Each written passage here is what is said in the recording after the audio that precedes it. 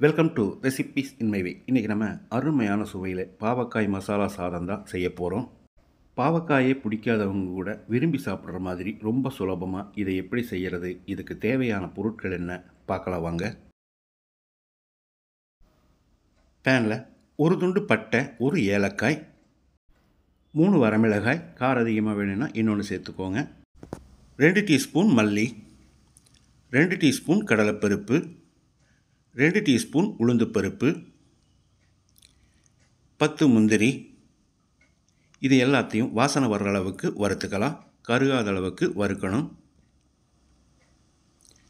இப்போ இதோட அரை கப் அளவுக்கு துருவின தேங்காயை சேர்த்து தேங்காயில் இருக்கிற ஈரப்பதம் போகிற அளவுக்கு 1 நிமிஷம் வறுத்துக்கலாம். இப்போ இதை எடுத்து ஒரு பிளேட்டில் போட்டு ஆற வச்சு பவுடராக அரைச்சி எடுத்துக்கலாம்.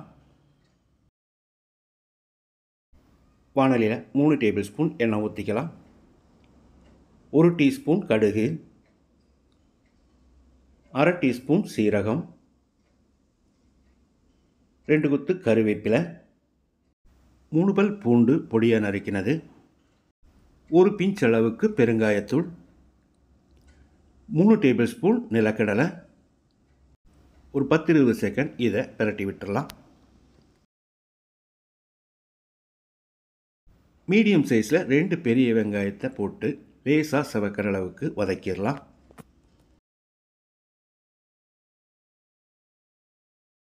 வெங்காயம் இந்த அளவுக்கு வதங்கினது போது 2 பாவக்காயை பொடியாக நறுக்கி வச்சுருக்கேன், இதை போட்டு வதக்கிடலாம். எண்ணெயிலேயே 1 நிமிஷம் நல்லா வதக்கி விடணும். நீங்கள் விருப்பப்பட்டால் இதில் ஒரு தக்காளியும் போட்டு வதக்கிடலாம். பாவக்காயை எண்ணெயிலேயே வதக்கி விட்டுட்டோம். இதில் ஒரு அரை டீஸ்பூன் அளவுக்கு மஞ்சள் தூள் சேர்த்து பிரட்டி விட்டுடலாம். பாவக்காய் நல்லா வேகட்டும். கருகாமல் இருக்கிறதுக்காக கொஞ்சமாக தண்ணி சேர்த்துக்கலாம். இப்போ இதை மூடி வச்சு ஒரு 10 நிமிஷம் வேக விட்டுடலாம். இடையில கலந்து விடணும். 10 நிமிஷம் வேக விட்டுருந்தோம். பாவக்காய் நல்லாவே வெந்துருச்சு. இப்போ இதில் நம்ம வறுத்தரைச்சி வச்சுருந்த மசாலாவை போட்டு கலந்து விட்டுடலாம். கூடவே 1 டேபிள் ஸ்பூன் அளவுக்கு புளிச்ச வெல்லத்தை போட்டுக்கலாம். பாவக்காயில் மசாலா பிடிக்கிற மாதிரி 1 நிமிஷம் நல்லா பிரட்டி விடணும். இப்போ இதில் தேவையான அளவுக்கு உப்பு சேர்த்துக்கலாம். நான் 2 டீஸ்பூன் உப்பு சேர்க்கிறேன். சாதத்தோட அளவை பொறுத்து நம்ம உப்பு சேர்க்கணும். பத்தலைனா மறுபடி கூட போட்டுக்கலாம்.